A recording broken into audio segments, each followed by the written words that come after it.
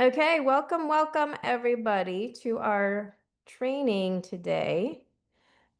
We are hold on, sorry, I got to get my windows back open. They all disappeared on me. Today we're going to be talking about situational awareness because today is National Situational Awareness Day. Did you know that that existed? Because I did not know that existed until just recently. I wanted to do this training. It's something I've been starting to think a lot about, mostly because I just sent my daughter away to college in a big city.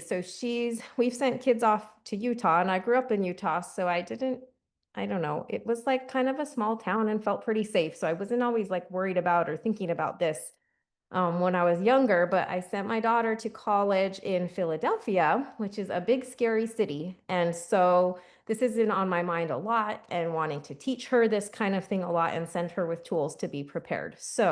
In honor of it being preparedness, no, situational awareness day, we're going to do this class. So I'm going to start here.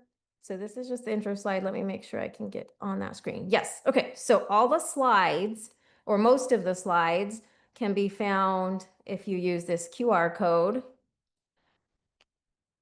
If you don't know how to use a QR code or you're already on your phone, you just put your phone camera up to the QR code and then you can get it. But I will also try to send a copy of the slides with the replay. And just to introduce myself in case you don't know, if you're here, it's probably because you do know me, but I'm Jodi. I'm from the blog Food Storage Made Easy. So I've spent the last 15 or more years teaching people about emergency preparedness, how to prepare for emergencies, big and small. And I haven't talked a lot about like personal safety concepts. And so I'm excited to start sharing more about this as I'm learning more. Like I said, it triggered it really because of my daughter heading to school. So you can follow along my blog. I teach cooking and prepping skills, and we do fun challenges there. But for tonight, we're going to talk about situational awareness. So everyone got your QR code. I'm going to go to the next slide. So the stuff that we're going to go over tonight is the OODA loop. There's a restaurant here called Ula Bowls, and so I always want to say Ula loop, but it's OODA loop, so we'll go over that. The color code, so these are different kind of strategies and concepts to help you analyze situations, and then we're going to give some ideas on how to improve your situational awareness, and then additional tools for situational awareness. Sound like a plan? Yay. Okay. So what exactly is situational awareness? So I like the definition, the ability to perceive, understand, and effectively respond to one's situation. So I like the word respond because it's observing and then responding, not just reacting. So you don't want to have like a quick knee-jerk reaction to a situation because then you might not make the right decision in that situation. So if you are aware of everything going on around you, you're able to respond to those situations better than just a potentially bad reaction. So that is what we're going to be talking about today. So why is it important? So it's important because it helps you to if you know more about it, it helps you to trust your intuition or your gut instinct. So it kind of helps you understand the difference between just being like terrified or a scary cat all the time versus like, oh, is this a danger signal I'm feeling? And you really want to learn how to trust your instincts. And so I just got this book that was recommended to me called The Gift of Fear. If you've read this book or know about it, you can put it in the comments, but it basically helps you to know how to spot like a potential violent perpetrator before they act. So like you'll actually feel something in your body if it's someone that's worth being concerned about. And I like this idea because it never hurts to be more cautious. Like, what's the worst that can happen? You crossed the street when you saw someone scary. No harm, no foul, right? Maybe they were like, oh, you judged me and I'm actually fine. Well, whatever. I'd rather be safe than sorry, right? So basically, The book just talks about how to recognize those things and then how to listen to your gut. And so you want to, because a lot of times like our brains will try to talk us out of being scared because we spend our whole lives trying not to be too scared. Like it's dark and there's a storm outside and your brain has to tell you like it's fine, it's just the thunder. But, that sometimes if your brain takes over too much, then it won't let your gut feel that something's wrong because you almost like convince yourself that it's fine. You're mentally convincing yourself when you're feeling that it's not fine. Does that make sense? So it helps you to learn what normal looks like and helps you make an action plan if something is not normal. So here's a little quiz. So turn up your volume. Well, it's probably already up. And we're going to test your awareness. It's a hard test.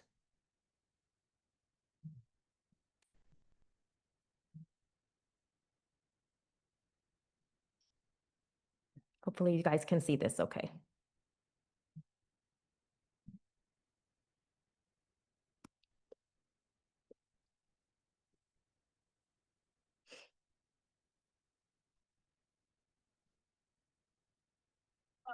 Here's your challenge. How many people in orange shirts get subs? Go.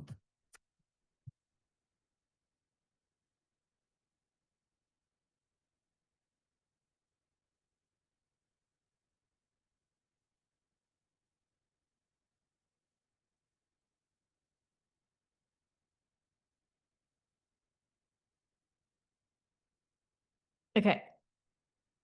So how many people in orange shirts got subs? Put your guesses in the comments.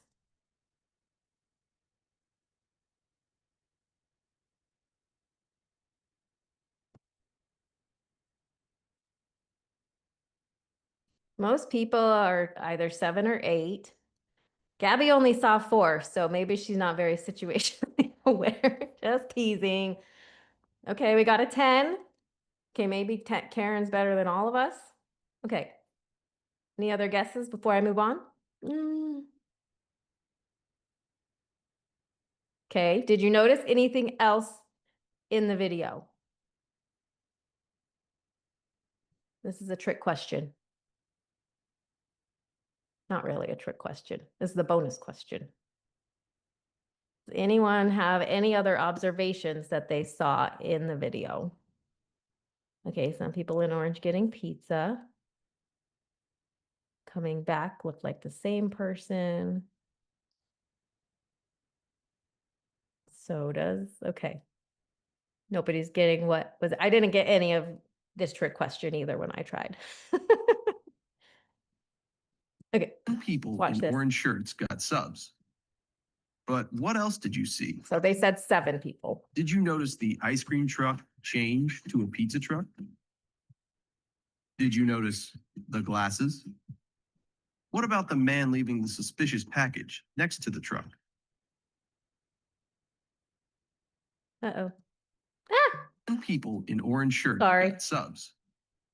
But what else did you see? Did you notice the ice cream truck change to a pizza truck? Did you notice the glasses? I didn't notice. What about the man leaving the suspicious package next to the truck? Definitely didn't notice that. Okay. So why do you think that matters? Actually, oh my gosh, I'll go here. Did that surprise anybody that there was that much other stuff going on? So one thing that I always like to think about, or that has concerned me in the past, is you always hear about kids that go missing and they're like, they were wearing this outfit and had this backpack on and blah, blah, blah. And I used to remember being really stressed out because I saw an alert. Karen, you saw none of that. That's okay. None of us did, I don't think. So we were concentrating on the shirts, right? So if you're concentrating on something and all this is going around you that could be potentially dangerous, that's where the problem is. So that's why we're learning about this. So I love those videos. They really actually make you think. So what I was saying, my kids went off to school. I saw one of these alerts of like a missing child and they had the outfit. And I started to think, what if my kid went missing from school? What were they even wearing this morning? Like, That is not a skill set for me. I don't notice what people are wearing. I don't pay attention to hair color and eye color. Like I'm just not a very observant person or very like I don't have a very good memory about those kind of things. So I actually started every day when I would drop my kids off to school, I would actually very purposefully kind of pay attention and remember what they were wearing because it really terrified me for some reason that they were going to go missing at school and I wouldn't be able to tell the cops like anything about what they were wearing. And so I think that's a skill that you can. Dee says her husband can never find her because he never remembers what she's wearing. So exactly. And so it's something that I think you can train your brain to do. Some people are naturally a lot better at it than others. Um, but it's something that we can all work on. So that goes along with everything with situational awareness. That's just one thought process of why it could be important. So let's go move on to the OODA loop. Has anybody heard of the OODA loop before? Yeah, we have some experts in here, so you guys could teach this class for me, but feel free to pipe in on the chat. So the OODA loop is basically just walking you through like a cycle of like a thought process before you take action in a situation. So first you're going to observe a situation, then you're going to orient yourself to what's going on and evaluate basically, then you decide what you're going to do and then you act on it. So we're going to go through each of those 4 steps. And like I said, you can get these slides later so you don't have to frantically write notes or take screenshots um of your screen. So the observation phase, step 1, is about gathering information and trying to understand what's changing in your environment. So it's not really, well, and I guess the whole OODA loop isn't really about like making yourself paranoid because you could make yourself crazy. I know someone mentioned since the world went crazy. Like, so when COVID happened, like you could literally panic and not even like touch anyone or go anywhere, and you just make yourself crazy. And I don't think that's healthy either. And we're going to talk about that a little bit later too. But it's about helping you have a confident awareness. So a lot of times attackers will look for someone who looks timid or unaware. But if you look confident and like you know what you're doing and that you're paying attention to your surroundings, then you're less of a target. So, um, so the first phase, you're going to observe what's going on around you. So is there a scary guy across the street? Is there an exit? If you're in a big crowded place, like have you ever gone to a sports stadium and things are crazy? Like always have in your head, like, okay, if a bomb went off, like where am I going to run? Where am I going to get out of here? So you're observing and just looking to identify a potential problem or threat. Then the second step is phase 2, where you're orienting yourself. So this is looking at, okay, here's something that happened. What are my 2 options for how to deal with that? And then you just explore each of the options and you have to be aware of what's going on and what could happen depending on what you choose to do. So by the end of this phase, you'll understand more like what your choices are. So if, example, the scary guy like coming across you on the street, so your options could be 1, cross the street, or 2, pretend you're going to a house that's right there, right? So those are 2 options for you. What's going to be the better choice? And so then phase 3 is to decide. So by then you have lots of ideas for what's going on. And here's where you mentally think, okay, what makes the most sense to do in this situation? And then you're going to move on to step 4 and act on it. So all of the other steps have led you up to this. So what are you going to do? And it sounds long when we're talking about it like this, but it could be like split-second decisions, right? So I had an experience when I was a kid. So it's funny because I raised my kids in Utah, but I grew up in Toronto, a big city, and my parents didn't let us ever go anywhere by ourselves. We couldn't play at the playground. I couldn't even play outside on my street without my parents being there because my mom was terrified that we were going to get kidnapped. I don't know. And I remember I went to a track meet. My mom came and watched, and then she thought I was going home on the bus. And the school saw my mom there, so they thought I was going home with my mom. Nowadays, they make you sign everything, and this would never happen. But for some reason, all of a sudden, I looked up, and like everyone was gone. The whole school was gone. Like all the schools were gone. I guess I was living in La La Land.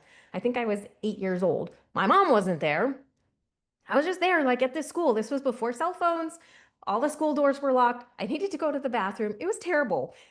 And all of a sudden, this man, he was a teacher, but I didn't know, it was just a dude. And he's like, "Oh, where's your school?" I'm like, "I don't know." He's like, "Okay, I'll take you home." And guess what I did? I was a kid. I didn't know what to do. I just got in the car with this guy, right? Like now that I think back, I'm like, "Oh my gosh, what was I doing?" But if I would have been more aware, like what could I have done? What choices could I have made? Well, I could have ran away screaming and looked for help, or I could have said, "Oh, actually, could you just help me call my mom?" Or, there's all kinds of other things. And I was just a kid. I didn't know, but it was so scary. And I remember I got in the car, and as soon as I got in the car and the doors were locked, I was like, I had a panic attack. And I was like, what if he's kidnapping me? Oh no, what am I gonna do? Can I jump out of the car? And at every turn he took, I was like saying a prayer in my head, like, please turn the way that I think to get to my house. And this nice teacher ended up just dropping me off at home. And by then the school had figured out, or my mom, someone had figured it out, and everyone was panicking and like no one knew where I was. So I was terrible. But I had another experience where I was walking home from school for some reason, which I was never allowed to walk home from school, but I think for some reason this day I had to. And I heard like this car, same car, kept driving past back and forth like a couple times. And I was like, that's kind of weird. So, right, that's like phase one, right? I'm observing, like, what's going on? Why is that same car going past with these dudes in it? And then um, I heard him yell, "That's her, stop the car." And like my brain tried to say, "Oh, I'm sure they're not talking about me. That's really weird." And then I saw their car go down the street and then start to turn around. And so then I started to panic again. And so I hurried, and this is where I was like, what can I do? What should I do? What are my choices? And so in my brain, I decided it was going to make the most sense to pretend that I was home. So I just walked right up to a house. And in Toronto, they have like a lot of double doors with like a little like porch that's a closed in porch. I just walked right up to the porch at the next house, opened that porch door, and like pretended I was opening the front door. I didn't care. I was like, if I walk in someone's house, it's going to be less scary than getting kidnapped by these dudes.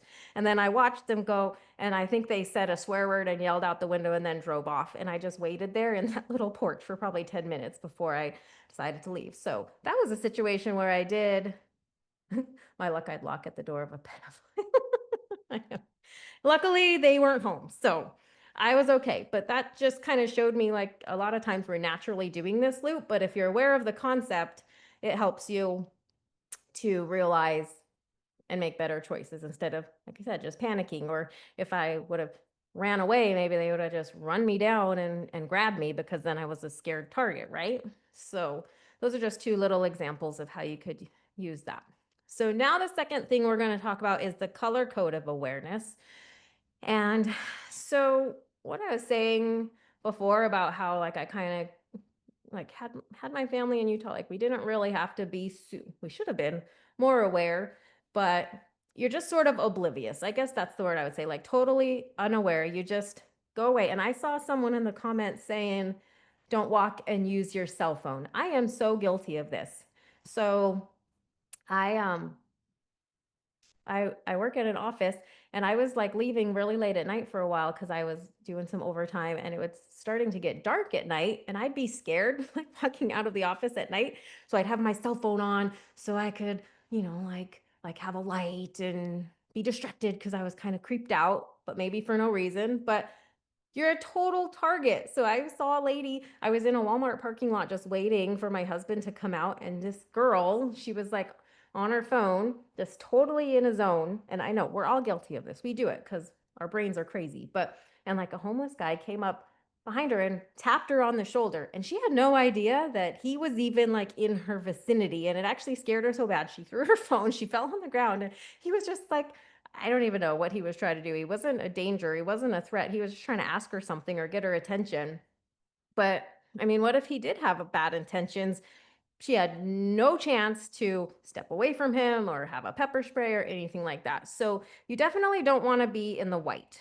The second phase is the yellow, relaxed awareness. So you're aware of your surroundings, but nothing too crazy.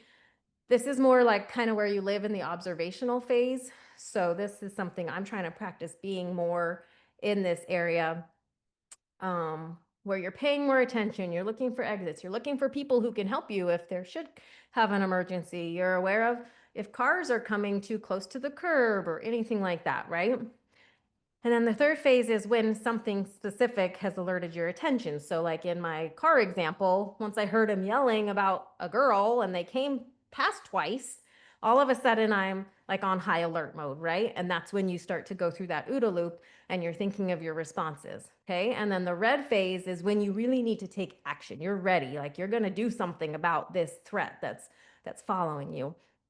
And so you definitely are to a point where you have to take an action. Things have escalated. So you're either going to like run away or you're going to take action.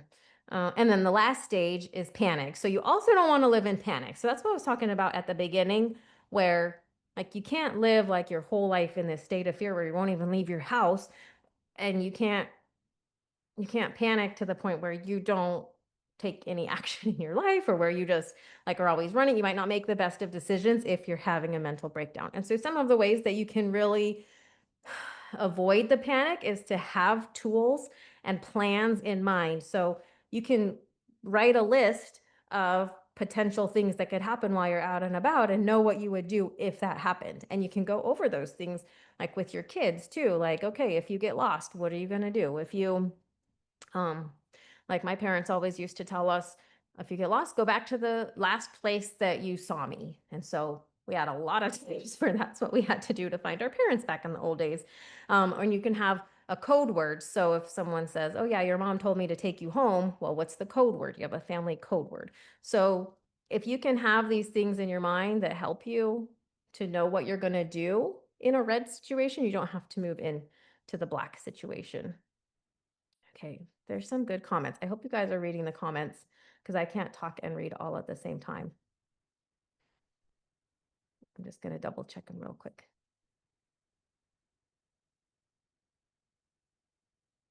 Yeah, don't walk distracted. Trust in the Lord, but carry a taser. I like that. That's so true. Okay, let's go on. So here's some tips for how to improve. So we've already kind of been talking about a lot of these. So this is just an overview. Then we're going to go through each one a little more in depth. So be mindful, identify your exits, watch people without staring, notice nonverbal cues, limit your distractions. That's our phones. Trust your gut. Gut instincts, very important. Be strategic and carry protection. So there's just some more. We don't have to read through all of these, but if anybody has any specifics that you want to throw in the comments, a lot of these are just really, really good. And it really boils down to like number one, just being mindful. And then I also think number 8 is important, to carry protection too. And we're going to talk about some of those things too. But it doesn't matter. Like if you have a gun, if you have a taser, if you have a pepper spray, if you have whatever, it doesn't matter if you're in panic mode and you can't even like open the safety on your pepper spray because you're like freaking out, right? Or if you pepper spray your friend who scared you from behind, right? So you got to have a balance. Um, Okay. Gabby says, I went to pick up my niece to make sure, just because I'm her aunt, she wouldn't just leave with me and not wait on her mom. I disagree about not staring at suspicious people. Carrie, do you think you shouldn't stare at suspicious people, or you should stare at suspicious people? I think you should give them a good look because most criminals don't want you to remember what they look like. That is very true. And also it makes you look confident, like you're not timid, like afraid of them. I think Right. they mean maybe not scary people, just observing the situation around you without making people feel uncomfortable. But I do agree with staring. I think that's a good point. And that's another thing I always have the thought about when people like draw those criminal sketches. I'm like, I could never explain. I could never remember what someone looked like, let alone explain them enough to draw their picture. Like I have a neighbor who road raged at me because he thought I was following too close behind him because my daughter was late for school, so I was probably speeding. But he like got out of his car and came and approached my car window and screamed at me and told me I was driving like a maniac. And I like actually was super scared. I had my 12-year-old daughter in the car with me, and I was like, is this guy gonna beat me up because I'm trying to go around him on a like he was turning right and I was just gonna go around him on the left. Like you're allowed to do that. And my daughter was late for school. And he made me feel really scared. And my husband's like, what did he look like? What was his car like? And I was like, I think he was kind of like had a buzzed head and he drove like a white boxy car. Like that was the best I could do. So I am terrible. I'm not good at observing things like that. So Carrie, you're right. Like stare at them, pay attention to their features, especially if it could be a potential threat to you. Okay. So let's talk about number 8 there, what kind of products you can get. So this is a product. So this presentation was put on by Damsel in Defense. So they're a company that sells all kinds of personal protection items. They also have courses, like classes that you can buy. I think they have like a subscription, or you can order like different classes. Like one is like college safety, which I'm going to get for my daughter, right? I'm so terrified for my poor little daughter. She's a big girl. She's fine. She's fine. It's okay. But this is kind of their flagship pepper spray, and it's really cool. I think there's a video here. I'm going to show you this. We know They can that explain it every better than single me. house in this act. And our primary goal at Damsel in Defense is to make you as effective as possible if you're in the fight for your life. So we haven't just created the next great personal protection device.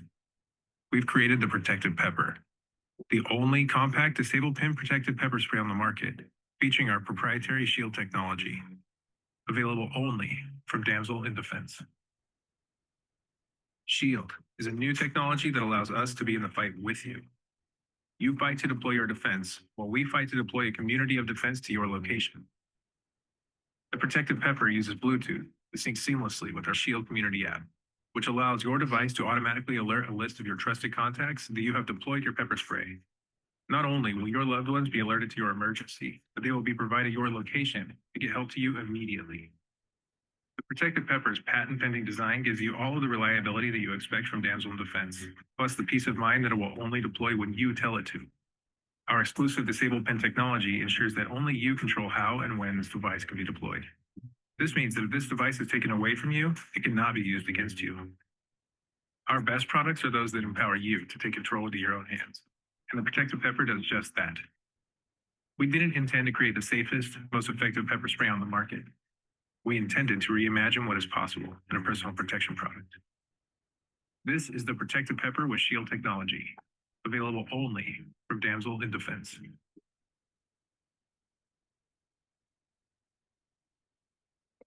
So I got my cute daughter like a little like a bedazzled pepper spray that's super cute that she's like gonna put on her backpack. So she's super cute. But this one's like a pepper spray on steroids. And the thing I really like about it is that technology to be able to know where they are, because as soon as my kids turn 18, they want to turn off all their tracking. And I'm like, it's not because I want to spy on you. I just want to know you're safe. So usually they'll turn it on if they're driving across the country or something. But my daughter's there in Philadelphia and she won't turn on her tracking. So this way, at least I know if like she was in a terrible situation, it could alert me and I can make sure that she gets help that she needs. So I love that. They also have a couple other cool things. Hold on one second. We'll go here. So I don't know if you guys were taught this, but when I first started to drive, my mom told me to take the car key and hold it between my fingers like this while I'm walking so I could stab someone with my key. Like that was my safety back then. And now our car keys look like this, right? Like it's not really anything that's gonna protect anybody. So they also have a cool little striker tool. So then I can put this on my keychain. And if I'm walking at the parking lot and I hold this between my fingers, I gotta be brave enough, but I can do some damage with that and get away. And also another thing, I grabbed my daughter for school. I got her a couple of fun things because I was so excited. But they have this really pretty necklace that just looks like a normal, can you see it? Gold necklace. Sorry, I'm probably small on there, but it's a whistle. So if she's running around campus, or, if you're somewhere where if you just draw some attention to you and make some noise, it'll probably scare someone away. That's kind of a cool product too. So those are a couple things. Like I said, the the most important thing is your situational awareness. But then if you need to act on the situation, you want to have some tools at your disposal that can help with that. So here's a few more tips and tricks. So use your peripheral vision. So you always want to be kind of looking around. And again, if your face is down here in your phone, you're not looking around. Use reflective surfaces so you can look in like rear view mirrors, or if you pull out, like you could pretend you're doing your makeup and pull out your compact. If you see something suspicious, change course. So that's what I did when I went, and I walked into that house. So just change. And a lot like for driving, sometimes if you think someone's following you, you can do that same thing. So take like 4 right turns in a row. And if they're still following you all the way, then you got to figure out, okay, where am I going to go? Because they're definitely following me. And then scanning your personal space. So have you ever had someone who's like a close talker and they just like want to be right in your face? Like you don't know if they have bad intentions or if that's just their personality. And I remember like in COVID, people would do this all the time. They're like, can you please step back from me? And nobody thought that was weird because they knew that it was for your safety to stay separated. But nowadays, I feel like if you're in a line or whatever, like people don't, they can just invade your personal space and it doesn't feel good. They can snatch stuff or poke you or touch you. And so it's okay to be aware, step away, or just say, oh, I'm sorry, can I help you? Like, and back away. Like some people don't realize they're doing it. So those are just a couple more tips for you. And then, so these are the details of them. Sorry, I jumped the gun on that, but I don't need to read it all for you because you'll have these slides. So you can just kind of look for more details there. And then, okay, so if you liked learning about this and want to teach this, like I teach the teenage girls in my church, and I'm going to do some classes, but a little more focused on kids and teenagers. And so if this is something you want to share or you want me to share with a group, we can definitely like get your friends together and do your own little Zoom. And I used to do this for a lot of preparedness topics. And now I'm going to try to start doing it for more of the safety topics because it's something I'm learning about. And I always love to share what I'm learning. So if it's something you want to do, this QR code will send a text to me that says training, or you can just text the words up here, text the word training to this number, and then it'll send you back a thank you and I can reach out to you later if that's something that you're interested in. And also I'm going to probably try to do something like this maybe once a month. So I do a cooking demo once a month where I talk about preparedness, and then maybe on the every other week. So I do that once, then I'll have like 2 weeks later do something where it's a topic about personal safety. So you can just tap into those. And then if you're interested in any of those tools, so like that cool pepper spray or any of the strikers, they have so much stuff. They have a really good a car emergency kit, like an emergency tool that can cut your seatbelts and smash your windows and all kinds of stuff. Oh, the training codes. Sorry, Jan. Here you go. So this is for if you want to do a class. And again, like if you're watching the replay and you want to do a live class with people another time, just let me know. Like it's totally fine. Okay, I'm going to move on to the other slide. Yeah, Gabby, I didn't know how many people would come on a Friday night, but it worked for me. Plus, it was National Situational Awareness Day. So this is a shopping link. This should take you to the main page, but I'll put a link in the replay too. So if there's anything that you want there, like I get a little kickback if you shop through me, but it's like not going to make me rich or anything, don't worry. So they have they have stun guns, they have all kinds of different pepper sprays of different price ranges. So that one with the Bluetooth is kind of expensive, but just like a little regular one is pretty cheap. They have refills and stuff. I thought I saw someone said you can make your own pepper sprays, Dee. So I have never heard of that. That sounds cool. Oh, the very first slide, Jan. Okay, I'll go back to that at the very beginning or at the very end, because that's the one with the slides, right? The slide link. So everyone get this one, but I'll also send the link. And then this is inviting people. So if you are passionate about this, then you want to teach classes too. And if you love the products and you want to sell the products, they're always looking for more ambassadors. And they have a really cool program where every purchase or certain level of purchases helps girls who are victims of sexual abuse and trafficking. So they have a lot of good causes. It's a really cool company. And they are doing a meeting tomorrow. If you want to screenshot this or whatever, but I'll put it in the replay too. So if you want to learn about doing this and teaching this stuff, you can call into this call. If that's something you're interested in, you can shoot me a text and I can give you more info. Just like to show people that it's an option, because sometimes you don't know like what you are going to feel passionate about and what you want to share. And this goes hand in hand with preparedness, which is something that I've always had a passion for. So let me know if you are interested. And then lastly, I want to know, well, there's 2 more slides, then we're almost done. It's bedtime, right? At least here.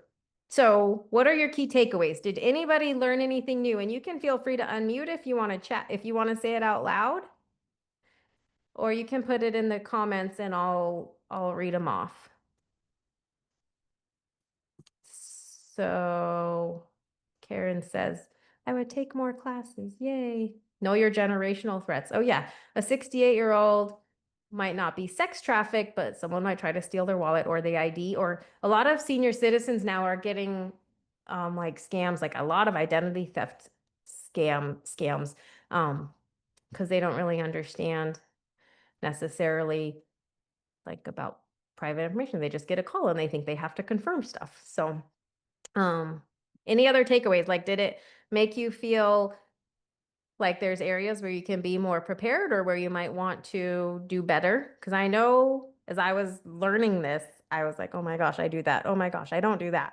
So I definitely want to do better. So, okay, D says, now D's the expert here. 2 items of note. You can put a large person on their knees by grabbing their earlobe and pushing your thumbnail into the lobe. I did this with a 6 foot, 250-pound guy. He was begging me to let go. If you have to strike, the best place is the throat. They immediately start coughing and can't breathe. What if you strike them with this? Right in the throat. I don't know if I could do it. I could do it. I could do it if it was for my safety or for my kids.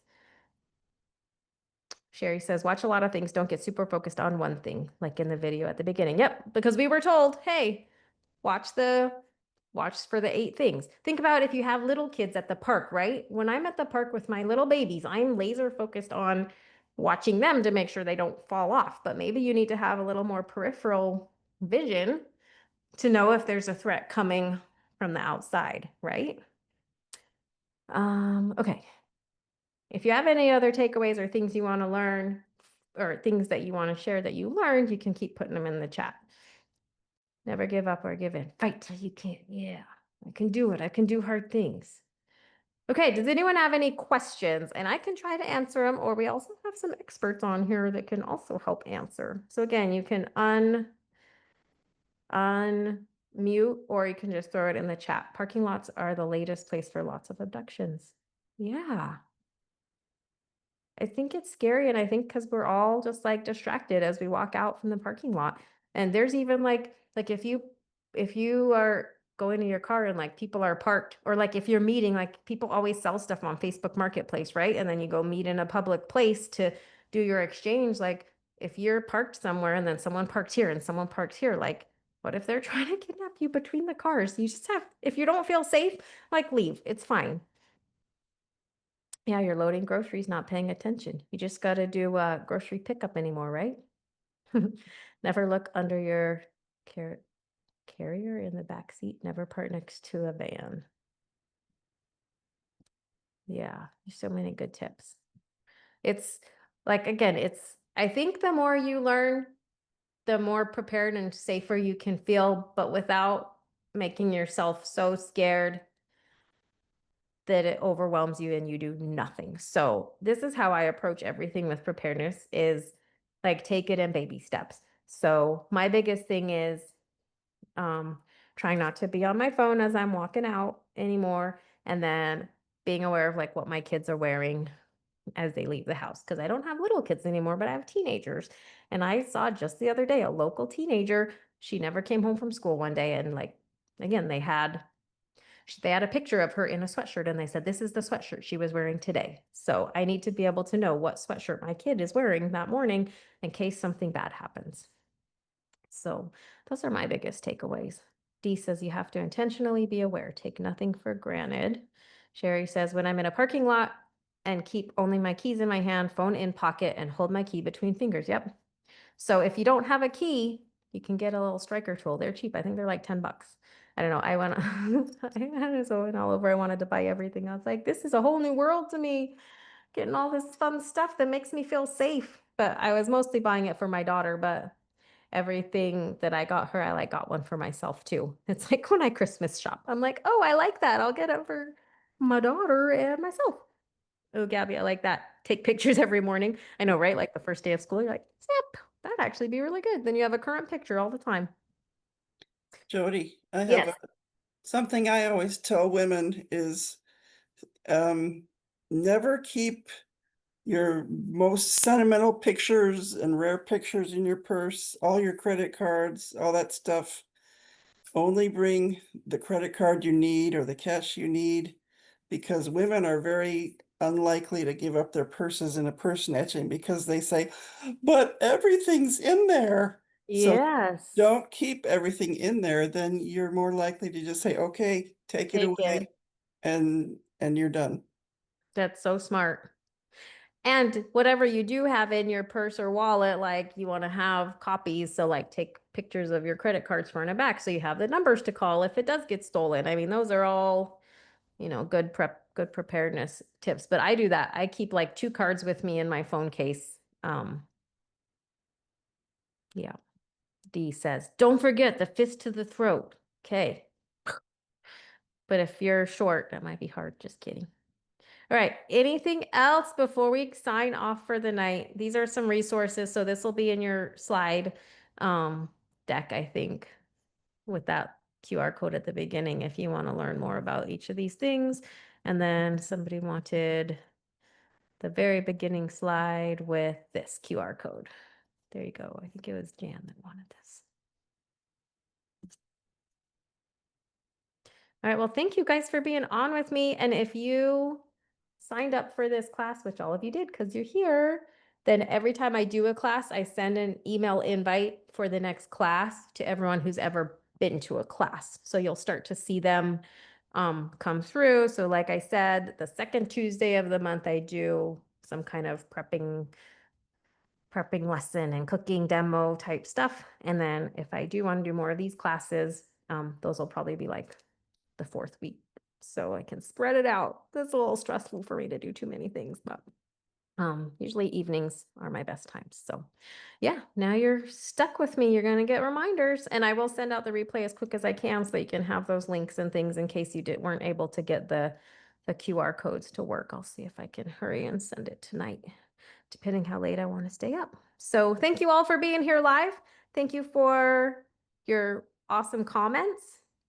I love doing what I do because I swear I learn more from everybody than I teach, or at least I always increase my knowledge by sharing a class because there's always somebody that knows something that I don't know. And so I appreciate all of your comments and participation. And as I learn more, I will keep sharing what I'm learning. And hopefully you guys will continue to share as well. So let me know if you have any questions about what we went over, if you want to do a class, if you need help shopping, any of that good stuff, or if you want to jump in and teach classes, especially like people who teach self-defense and stuff, really do a good job with this, and are able to reach a lot more people with doing like these online classes. So yes, and the 7-day challenge. I know I didn't even talk about that today, but we're right in the middle of it. You gotta love prepping, right? All right, guys, have a good evening, and I will see y'all next time. Good night. See if I can stop.